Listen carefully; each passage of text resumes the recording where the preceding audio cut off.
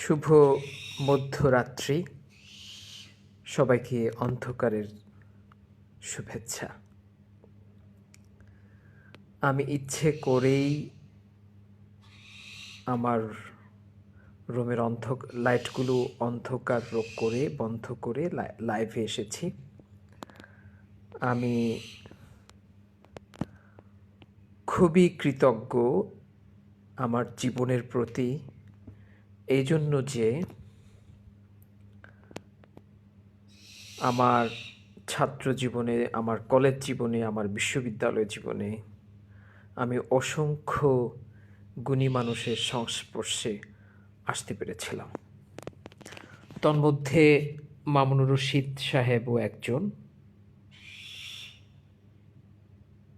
এবং নিঃসন্দেহে আমার এটা বলতে দ্বিধা বা বাধা নেই যে তিনি বাংলাদেশের একজন প্রখ্যাত নাট্যজন। কিন্তু উনি হিরো আলমকে নিয়ে যে কমেন্টটা করেছেন সেটা নিঃসন্দেহে গণতন্ত্র, মানবাধিকার, সাম্যতা, সামাজিক ন্যায় বিচার, সমাজতান্ত্রিক মূল্যবোধ, মানবিক মূল্যবোধ, মুক্তিযুদ্ধের চেতনা, বাঙালি জাতীয়তাবাদ সব কিছুর বিরুদ্ধে। এই জন্যই যে গণতন্ত্র মানে হচ্ছে প্রত্যেকের অধিকার আছে সমাজের স্রোতে ভেসে বেড়ানোর, স্বাধীনভাবে বাক স্বাধীনতা চর্চা করার, নিজের সাংস্কৃতিক, নিজের কলাবোধ, নিজের বিশ্বাসকে ছড়িয়ে দেওয়ার, কথা বলার সবারই কিন্তু অধিকার রয়েছে। ধরা যাক আমি একজন প্রখ্যাত ডাক্তার কিংবা আমি একজন বুদ্ধিজীবী, এটা দ্বারা এটা বোঝায় না যে ওই সমাজে বা আমি যে সমাজের বুদ্ধিজীবী বা প্রখ্যাত একজন পদার্থবিজ্ঞানী, সেটা দ্বারা এটা বোঝায় না যে ওই সমাজে বসবাসরত একজন কৃষক রহিম মিয়াকে আমি নাম ধরে অপমান করতে পারি না। এই ব্ল্যাঙ্ক চেক। আমি যতটুক পড়াশোনা করেছি সমাজতন্ত্র নিয়ে, আমি যতটুক চর্চা করেছি গণতন্ত্র, আমি যতটুক পড়াশোনা করেছি ধর্মনিরপেক্ষ মতবাদ নিয়ে, আমি যতটুক পড়াশোনা করেছি উদার মানবিকতাবাদ নিয়ে, এটা কখনো কাম্য হতে পারে না। আমি উচ্চশিক্ষিত হয়েছি, আমি সাধনার মাধ্যমে, পড়াশোনার মাধ্যমে একজন পেশাজীবী হয়েছি। এটা আমি ব্ল্যাঙ্ক চেক কিংবা অবাধ ইচ্ছে মতো স্বাধীনতা পাইনি যে ওই সমাজের একজন মানুষ যার আমার মতো ক্ষমতা নাই, তার নাম ধরে আমি তার ব্যক্তিগত জীবনকে বিষময় করে তুলতে পারি পাবলিক প্লেসে তাকে অপমানের মাধ্যমে। তাহলে এক্সকিউজ মি, আমিও তো এখন তাহলে মামুনুর রশীদ সাহেবের যদি কোনো মদ্যপান করার অভ্যাস থাকে, আমি ওনার মদ্যপান নিয়ে কমেন্ট করতে পারি। তাহলে আমি ওনার যদি কোনো যৌন সমস্যা থাকে ওনার স্ত্রীকে নিয়ে, সেটা নিয়ে কমেন্ট করতে পারি। আমি যদি ওনার কোনো মেডিকেল প্রবলেম থাকে সেটা নিয়ে কমেন্ট করতে পারি, উপহাস করতে পারি। অথবা ওনার পরিবার, ওনার ভাই বোনদের সাথে বা ওনার আত্মীয় স্বজনদের সাথে ওনার সম্পত্তি নিয়ে কোনো দ্বন্দ্ব আছে, মামলা আছে, এটা নিয়ে আমি তাহলে খারাপ কমেন্ট করতে পারি? আমি পারি না, আমার কোনো অধিকার নেই সেটা নিয়ে কথা বলার। হ্যাঁ, আমি ইন জেনারেল সামাজিক রুচিবোধের অবশ্যই অবক্ষয় হচ্ছে। আমি সেটা নিয়ে আমার এই পেজ থেকে কথা বলেছি, আমার আরেকটা পেজ আছে জাফরি টেলিভিশন, সেখান থেকে কথা বলেছি সামাজিক অবক্ষয়ের বিরুদ্ধে। আমি সামাজিক অবক্ষয়ের বিরুদ্ধে লিখেছি। আমি প্রতিনিয়ত আমার যখন ক্লাসরুমগুলোতে আমি ক্লাস নিতাম সেটা নিয়ে কথা বলেছি, কাজ করেছি, আমার শিক্ষার্থীদেরকে প্রশিক্ষিত করেছি। আমি যখনই কোনো ট্রেনিং সেশনে ট্রেনার হিসেবে যাই বা ফ্যাসিলিটেটর হিসেবে যাই, আমি সেখানে আমার ট্রেনিং সেশনের মধ্যে এমনভাবে আমি ট্রেনিং সেশন সাজাই এবং মেটেরিয়াল ডেভেলপ করি যাতে আমি সামাজিক মূল্যবোধের বিরুদ্ধে কাজ করতে পারি। তার মানে কি আমি সামাজিক মূল্যবোধের বিরুদ্ধে কাজ করার আমার অনেকগুলো পদ্ধতি রয়েছে, কিন্তু একজন মানুষকে, স্পেসিফিক একজন মানুষকে আমি পাবলিকলি অপমান করার মাধ্যমে আমি তো নিজেই রুচিহীনতার পরিচয় দিলাম। তাহলে কি দরকার আমার এই বুদ্ধিজীবিতার? কি দরকার ছিল আমার বিখ্যাত বিশ্ববিদ্যালয়ের প্রফেসর হওয়ার? কি দরকার ছিল আমার এত সাংস্কৃতিক আন্দোলন করার, যেখানে আমি নিজেই সংস্কৃতিবান নই? এবং উনি একজন বিজ্ঞ প্রাজ্ঞ একজন মানুষ, বয়স্ক মানুষ, তাহলে কি আমি কি এটা ধরে নেব আজকের এত বছর বয়সে উনি যে প্রাজ্ঞতার পরিচয় দিলেন না, ওনার এত বছরের সাংস্কৃতিক আন্দোলন কি তাহলে প্রাজ্ঞ সাংস্কৃতিক আন্দোলন ছিল? This is a question and it must be answered in a democratic way. কারণ in a democratic society, in a secular society, in a socialistic society, in a society where you talk about social justice in the constitution, যেখানে বলা হচ্ছে যে আমাদের কনস্টিটিউশনের মূল ভিত্তি হচ্ছে বাঙালি জাতীয়তাবাদ, এবং বাঙালি জাতীয়তাবাদ মানে হচ্ছে বাঙালিয়ানা, সমস্ত বাঙালি। এবং আজকের যে হাজার বছরের বাঙালি সংস্কৃতি, সেটা হচ্ছে আজকের শিক্ষিত মুসলিম মধ্যবিত্তের সংস্কৃতি নয়। এটা হচ্ছে সেই চাষা, ভূষা, সাঁওতাল, ডোম, চান্ডাল, অশিক্ষিত, মূর্খ, জেলে, বেশ্যা, মাগি, রিক্সা শ্রমিক, মুটে, কামার, ছুতার, ডোম, ম্যাথর, এদের সংস্কৃতি, অন্তজ শ্রেণীর মানুষের সংস্কৃতি, মাটির মানুষদের সংস্কৃতি। তাহলে আমরা তো নিজেই যারা বাঙালি জাতীয়তাবাদের কথা বলছি, আমরা যারা বাঙালি জাতীয়তাবাদের পক্ষে নাটক করেছি, মঞ্চ নাটক করেছি, কবিতা লিখেছি, কাব্য চর্চা করেছি, আবৃত্তি করেছি, সাংস্কৃতিক আন্দোলন করেছি, মিছিল করেছি, মিটিং করেছি, মশাল চালিয়েছি, রাস্তায় মিছিল করেছি, মৌলবাদীদের দ্বারা আহত হয়েছে, আঘাতপ্রাপ্ত হয়েছে, কি দরকার ছিল এই আন্দোলনের? কি দরকার ছিল এই আন্দোলনের যদি আমরা সেই অন্তজ শ্রেণীর একজন মানুষের এভাবে সমালোচনা করি? আমরা সমালোচনা করার অধিকার আছে, কিন্তু সেটা কনস্ট্রাকটিভ হতে হবে, in a constructive manner. Mamunur Rashid সাহেব যে সমালোচনা করেছেন সেটা কোনোভাবেই কনস্ট্রাকটিভ সমালোচনা হতে পারে না।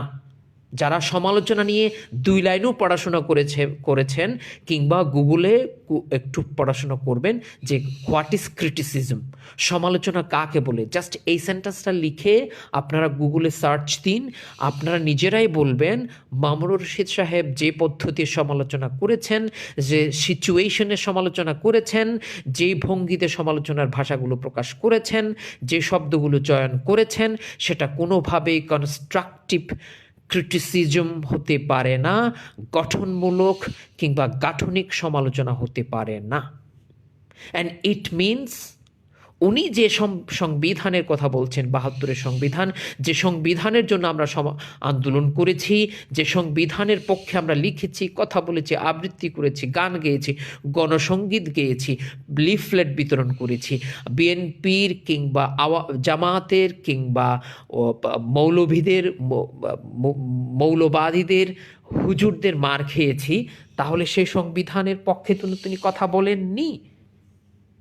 সেই অনুভূতিকে উনি আঘাত করেছেন, এবং আমরা সত্যি আঘাতপ্রাপ্ত হয়েছি। মামুনুর রশিদ সাহেব, আমরা সত্যি আঘাতপ্রাপ্ত হয়েছি। আপনি শিক্ষিত বলে আমরা আপনার অপরাধ ক্ষমা করতে পারি না। আপনি নিঃসন্দেহে অপরাধ করেছেন, একজন মানুষকে ব্যক্তিগতভাবে আক্রমণ করে, সেটা আপনার শিক্ষা, আপনার অভিজ্ঞতা সাপোর্ট করে না। আমরা আশা করব আপনি ক্ষমা চাইবেন হিরো আলমের কাছে, না হয় আমরা আপনাকে ক্ষমা করতে পারি না। কারণ আপনি শিক্ষিত, তার মানে এই নয় আপনি অন্তজ শ্রেণীর মানুষকে, বাংলাদেশের একজন সাধারণ মানুষকে অপমান করতে পারেন। সেই ব্ল্যাঙ্ক চেক সংবিধান আপনাকে দেয়নি, বাংলাদেশের বিদ্যমান আপনাকে দেয়নি, বিদ্যমান আইন আপনাকে দেয়নি। সবাই ভালো থাকবেন, সুস্থ থাকবেন। এই লাইভের মাধ্যমে অন্ধকারে লাইভ আসার একমাত্র কারণ হচ্ছে আপনি অন্ধকারে থেকেও আলোর পথ দেখাতে পারেন। হিরো আলমের যে জন্ম সেটা মেবি আমার আপনার মতো উচ্চ পরিবারে হয় না, কিন্তু উচ্চ পরিবারে না হয়ে জন্ম না হলেও আপনি আলো ছড়াতে পারেন। জন্ম হোক যথা তথা, কর্ম হোক ভালো। জন্ম যেখানেই হোক, আপনার যথায় জন্ম হোক না কেন, কর্ম ভালো হতে হবে।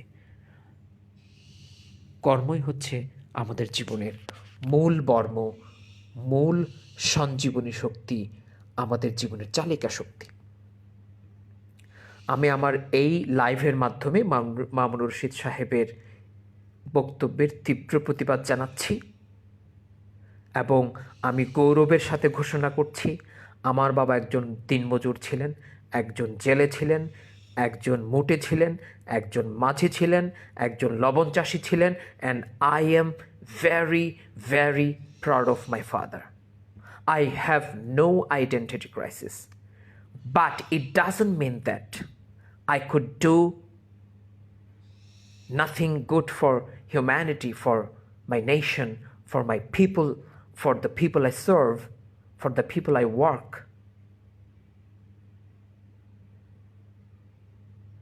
My birthplace, my birth identity must not certify my today's actions. ঠিক তেমনিভাবে হিরো আলম কোথায় জন্মগ্রহণ করেছেন সেটা কোনো ফ্যাক্ট হতে পারে না, but what he did, he is an agent of entertainment. Mamunur Rashid সাহেবের নাটক কয়জনে দেখেন? যদি আমি ওনার মতো করে স্টুপিড ওয়েতে ওনাকে সমালোচনা করি, এটা ভাবার কোনো সুযোগ নেই যে আমরাও মামুনুর রশীদ সাহেবের সমালোচনা স্টুপিড ওয়েতে করতে পারি না, বাট পারলেও আমরা ওনার সমালোচনা স্টুপিড ওয়েতে করব না। That is the way I want to teach him, and that is the way we need to teach those so-called civil societies, so-called academicians,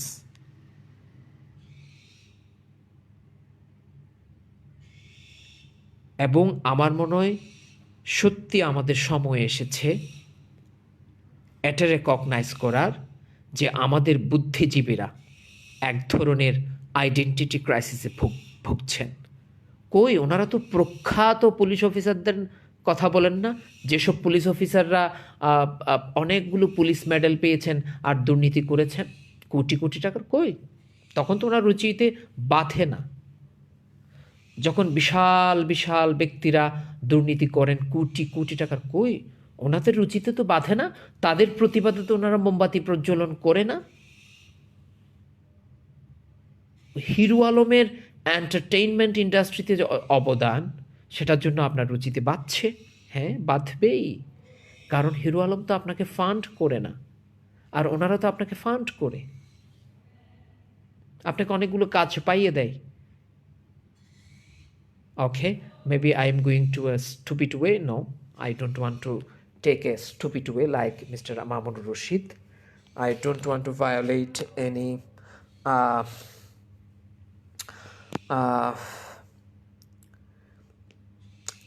any ideals or philosophical standpoints I believe in, I trust in. ওকে, রাজিন সালেহ সানি হচ্ছে আমার অত্যন্ত প্রিয় ছাত্র, আমার প্রিয় বন্ধু, আমার প্রিয় একজন মানুষ। কবিতা আবৃত্তি করব না আজকে, তবে যেহেতু আমার বাবা জেলে ছিলেন, আমার বাবা মাইট্টাল মানে হচ্ছে যারা মানুষের ঘরে ঘরে গিয়ে মাটি কেটে দেয়, পুকুর কাটা। সো আমি অবশ্যই আমার আইডেন্টিটিকে কোনো দিন ভুলিনি, ভুলবও না। এবং এই আইডেন্টিটি ক্রাইসিস আমার কোনো দিন ছিল না বলেই I am so proud of my self, my existence and my root. যারা অন্তজ শ্রেণীর মানুষকে স্টুপিড মনে করে, যারা গ্রামের মানুষের ঘামের গন্ধে অসভ্যতা খুঁজে পায়, সে যেই হোক না কেন, আমি কোনো দিন তাকে নমস্য ভাবব না, তাকে নমস্কার করার আমার কোনো কারণ নাই। আমার এক বিন্দু পরিমাণ শ্রদ্ধা মামুনুর রশীদ সাহেবের জন্য নাই, কারণ আমি সামন্তবাদের বিরুদ্ধে যুদ্ধ করেছি, আমি মৌলবাদের বিরুদ্ধে যুদ্ধ করেছি, আমি এলিটদের বিরুদ্ধে যুদ্ধ করেছি, আমি চৌধুরীদের বিরুদ্ধে যুদ্ধ করেছি। সো যুদ্ধ বলতে আমার নিজস্ব পথে যুদ্ধ। স্বাভাবিকভাবে এই উচ্চ শ্রেণীর উচ্চশিক্ষিত মানুষগুলোর দরকার আমার নাই, কারণ দিন শেষে এই সমাজ এবং রাষ্ট্র টিকে আছে মোটে, মাঝি, মজুর, দিনমজুর, রিক্সাওয়ালা, এই স্টুপিড মানুষগুলোর রক্ত, ঘাম, পুঁজ, চোখের জল, এই যে আমরা শিক্ষিতরা যে রিক্সাওয়ালাকে থাপ্পড় মারি, সেই চোখের জলের উপর দাঁড়িয়ে আছে বাংলাদেশের মাইক্রো ইকোনমি। আমি আবারও বলছি, আমাদের সামষ্টিক অর্থনীতি টিকে আছে কোটিপতিদের, আর আমাদের বেষ্টিক অর্থনীতি যে অর্থনীতি না হলে আমরা করোনার সময় ধ্বংস হয়ে যেতাম, পৃথিবীর সব নামকরা রিসেশন বা আর্থিক মন্দার সময় আমরা ধ্বংস হয়ে যেতাম, সেটা হচ্ছে আমাদের মাইক্রো ইকোনমিক্স, বেষ্টিক অর্থনীতি। এবং সেই অর্থনীতির প্রধান আশ্রয় হলেন এই মানুষগুলো, যাদের ঘাম, পুঁজ, রক্ত, চোখের জলকে আমরা অপবিত্র, বিশ্রী, দুর্গন্ধ এবং প্রতিগন্ধযুক্তময় কিংবা দুর্গন্ধযুক্ত মনে করি। সেজন্য I have no reason to respect Mr. Mamunur Rashid. I have really no reason to respect him. And at the same time, I'm not gonna be stupid. I am a respectful man, and I know how to show respect in public places. Thank you very much, Mamunur Rashid Saheb. আপনার প্রতি ধিক্কার, আপনার প্রতি ঘৃণা, আপনার কথার তীব্র প্রতিবাদ জানাচ্ছি।